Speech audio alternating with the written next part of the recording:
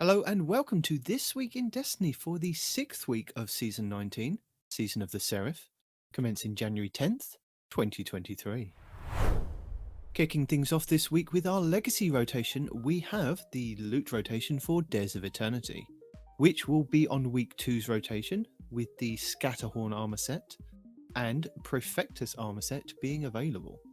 The weapons available this week will be the Scathelocke Auto Rifle, the Extraordinary Rendition Submachine Gun, the Brass Attack Sidearm, the Threaded Needle Linear Fusion Rifle, the Code Duello Rocket Launcher, the Imperial Needle Bow, the Far Future Sniper Rifle, the Honor's Edge Sword, the Distant Terminus Sniper Rifle, the Interference 6 Grenade Launcher, the Shepherd's Watch Sniper Rifle, and the Annual Skate Hand Cannon. Ready if you are. Let's see what's out there. On Europa this week, Phylax the Warrior will be the Empire Hunt, the Asterian's Abyss will be the Eclipse Zone, and the Exo Challenge will be Agility. On the Moon, the weekly story mission should be a mysterious disturbance. The Trove Guardian is located in the Anchor of Light. The Wandering Nightmare is the Fallen Council in the Archer's Line. The Nightmare hunts this week should be Fogoth, Fear, Crota, Despair, and the Fanatic, Insanity. The Dreaming City this week is at a medium curse level, which means Petrovenge can be found in the Devilian Mists and has the Oracle Engine mission for the next week. The Blind Well features Hive enemies and the Plague Kregar, with the Chimera Garrison being the Ascendant challenge, located over in the Chamber of Starlight Lost sector. In addition, the weekly Throne World reset also refreshes the Pinnacle drops for the Wellspring activity, Preservation mission, and the Vox Obscura replayable exotic mission, plus the new exotic mission, Operation Seraph Shield in the Helm. The Witch Queen weekly story mission is the Last Chance, where the modifier is Martyr, with Barrier and Unstoppable champions. The King's Fall Raid challenge this week is the second encounter, War Priest, called Devious Thievery. Players must steal the brand of the Initiate within a couple of seconds of taking the brand claimer's buff. The Vow of the Disciple challenge this week is the third encounter, the Upender, called Defenses Down. This is where each player cannot kill more than one Taken Knight in total. The Vault of Glass challenge this week is the third encounter, Templar, called Out of Its Way, where you must keep the Templar from teleporting. The Deepstone Crypt challenge this week is the first encounter, Crypt Security, called Red Rover. This is where all Guardians must be Operator and shoot 2 panels on the lower level. The Garden of Salvation challenge this week is the third encounter, Consecrated Mind, called Staying Alive, where you must not kill the spawning Cyclops in the first 2 rooms. Your Pinnacle raid will be the Last Wish raid over on the Dreaming City, which means all challenges will be available for each encounter. These are the first encounter, Kali, called Summoning Ritual. Players must activate and cleanse all 9 plates, then kill all 9 knights and ogres before damaging Kali. The second encounter, Shirochi, called Witch Witch. Guardians must not get hit or take damage from Shirochi's Arc Blast. The third encounter, Morgoth, called Forever Fight. Players must not kill the small ogres during the encounter. The fourth encounter, Vault, called Keep Out. Guardians must ensure that no Might of Riven Knights make it to the center chamber during the Vault fight. And the fifth encounter, Riven, called Strength of Memory, where Guardians must not shoot the same Riven Eye twice. Also, with the Last Wish being the featured raid, this does mean that you can farm the final boss for a chance at the exotic fusion rifle, 1000 Voices. And the Pinnacle dungeon for this week will be the Shattered Throne on the Dreaming City. Next up, challenges. So for week 6, we again have 3 classified challenges for next week. But as with the previous weeks, 2 of them will be a continuation of the challenges we've had for the story. These should be More Than a Weapon Part 6, complete week 6 of More Than a Weapon, with the reward being an Exoframe module and Challenge XP+, and Heist Battleground 6. In Heist Battlegrounds playlist or legend, open 5 Seraph chests and defeat 50 powerful enemies. An Exoframe module and Challenge XP+ will be the reward. The challenges available in the database are as follows. CQC Loadout, defeat 150 targets with Glaive Final Blows. Bonus progress for defeating Guardians, and defeat 50 combatants in Heist Battlegrounds with Melee Final Blows. for Challenge XP+. Apex Armourer. Masterwork a piece of armour for Challenge XP+, and Bright Dust. Absolutely Stunning. Stun 50 champions for Challenge XP++, and Bright Dust. And Crucible Ornament. Acquire the Crucible Ornament for the Velocex Ritual Pulse Rifle for Challenge XP++, and Bright Dust. Speaking of Bright Dust, we have our Eververse for the week of January 10th, 2023. Available this week for Bright Dust, we have the Rising Dawn exotic emote for 3,250 Bright Dust, the Brilliant Idea legendary emote for 700 Bright Dust, the Harpy Entrance legendary transmit effect for 450 Bright Dust, the Royal Treatment legendary shader for 300 Bright Dust. The Glaive Mistake exotic emote will be available this week for 3,250 Bright Dust, the Couch Nat legendary emote for 700 Bright Dust, the Trussworked Clipper exotic ship for 2,000 Bright Dust, the Dynamo Current Grips ornament for the Hunters, the Thunderous Impact Gauntlet ornament for the Titans, and the Arc-Light Gloves ornament for the Warlocks, each for 1,200 Bright Dust.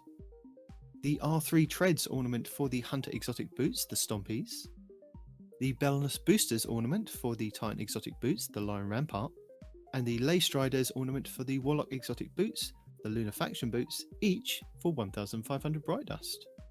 The Homesteader exotic weapon ornament for the Xenophage machine gun for 1,250 Bright Dust.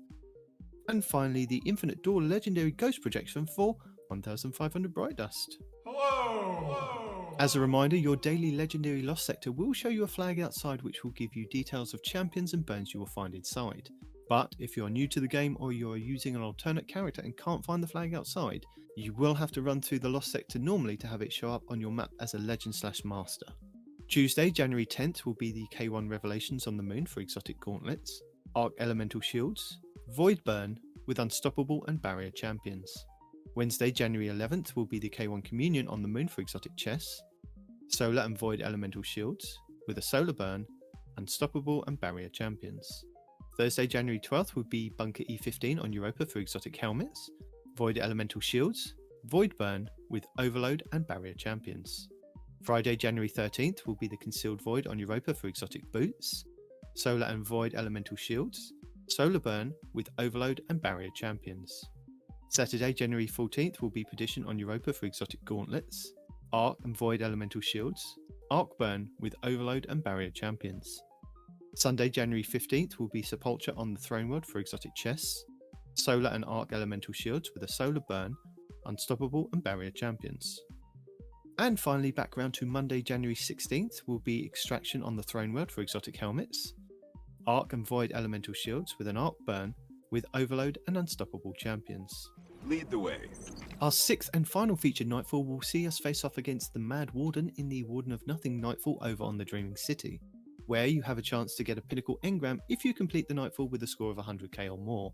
You will be able to earn high-end gear for your characters, including the Nightfall featured weapon, exotic gear, enhancement cores, enhancement prisms, Ascendant shards and adept mods. The higher the Nightfall difficulty, the more common the drop will be, with the featured weapon and exotic gear being uncommon at hero difficulty to being common with Ascendant shards in Grandmasters. Legend and lower Nightfalls will have 4 barrier, 4 unstoppable and 2 overload champions with 15 void shields. Masters will have 10 barrier, 7 unstoppable and 4 overload with 10 void shields. Your adept Nightfall modifiers will be Empath, Enhanced Radar, take increased damage from melee, Martyr, exploding units have more health, Acute Solar Burn, plus 25% solar damage dealt and 50% solar damage received. Hero modifiers include all previous modifiers. Champions Foe. You will face Barrier, Unstoppable and Overload champions. You can either use intrinsic exotics or equip anti-champion mods to your armor to defeat them. These mods come from the seasonal artifact. Hero modifiers, extra shields. Combat acceleration. After damaging a target with a weapon many times in rapid succession, you will regain ability energy for your melee, grenade and class abilities. The base cooldown time for these abilities is lengthened. Legend modifiers include all previous modifiers. Shocker, Goblin Spawn Arc Pools, Air Superiority, Flying units do more damage, Equipment locked. You will not be able to change your equipment after this activity starts. Match game. Enemy shields are highly resistant to all unmatched elemental damage. Shielded foes. You will face combatants with void shields. Activity modifiers may add more shield types. Master modifiers include all previous modifiers. Champions. Mob. This mode contains additional champions. Famine. Master specific. All ammunition drops are significantly reduced. Togetherness. Master specific. Health regen is higher near others. And attrition master specific. Slower regen. Regen wells appear after defeating enemies. And as this is a new season, the Grandmaster Nightfalls will not be returning until next week, January 17th, 2023. But your anti-champion artifact mods for this week's Nightfall are Anti-barrier bow and pulse rifle for 1 energy, Unstoppable hand cannon for 1 energy, Grenade launcher for 7, and Low entropy superconductor, where stasis and arc melee abilities stun unstoppable champions for 1 energy, Overload scout rifle, submachine gun, auto rifle, and the grenade mod Lord Kelvin's Basilisk, where void and stasis grenades disrupt overloads, all for 1 energy. You also have exotic weapons and armor that can help with intrinsic mods as well. For anti-barrier, the kinetic bow Wishender, the kinetic linear fusion rifle Arbalest, the new kinetic pulse rifle Revision 0, the solar energy hand cannon Ariana's Vow, the solar heavy sword the Lament, and the Titan exotic gauntlets Second Chance, which gain a second charge of your shield throw melee, which becomes shield piercing and stuns barrier champions. For Unstoppable, the kinetic fusion rifle Bastion, the kinetic hand cannon Malfeasance, the solar energy sidearm Devil's Ruin, the void heavy bow Leviathan's Breath, and the hunter gauntlets Athris Embrace, which have the chance to stun unstoppable champions with their empowered weighted knife. And for Overload, the void energy bow Le Monarch, the arc energy linear trace rifle Divinity, the arc heavy machine gun Thunderlord, and the warlock exotic boots the Secant Filaments, which when you drop an empowering rift, any weapon that is fired from inside the well can cause the Overload champion to be stunned. And finally, Lord Shax brings Rift to the featured Crucible playlist for the 6th week of the season. Delightful! Rift is a 6v6 game mode that focuses heavily on objective-based gameplay and not just killing the enemy team. Instead of accruing points based on defeating enemies, players can score the points by picking up the spark and dunking it into their opponent's rift, which is near the enemy spawn. A team can either win by scoring 5 points before the opposing team can, by scoring 3 points without the enemy team getting a look in, or have more points when the time runs out. The spark spawns in the centre of the map and starts charging after 6 seconds of the round starting, and becomes visible for all players on the map. After another 12 to 13 seconds, the spark is available for players to pick up, giving both teams approximately 20 seconds to fight over the spark before either side can pick it up. For 5 seconds after a player picks up the spark, they become marked on both teams' maps. After that, they are only marked on their own team's map unless they are in view of the enemy team. The carrier can only hold on to the spark for 1 minute and 15 seconds. After that, the spark detonates, killing the carrier and those around them before resetting. Should the carrier die in any way that isn't from the spark detonating, the spark drops at that location. If a player picks up the spark whilst they're in their super, they are immediately pulled out of their super. Furthermore, they will not gain any more super energy whilst holding the spark, and will be unable to use their super even if it's fully charged. If a player dies, they must wait 10 seconds before they respawn, but their teammates can revive them during this time. This forces the players to focus on teamwork to help push up on their enemies, but can also leave some players out of the game for an extended duration if their team cannot or won't revive them. That is amazing. And Saint 14 brings the return of Trials of Osiris this upcoming weekend.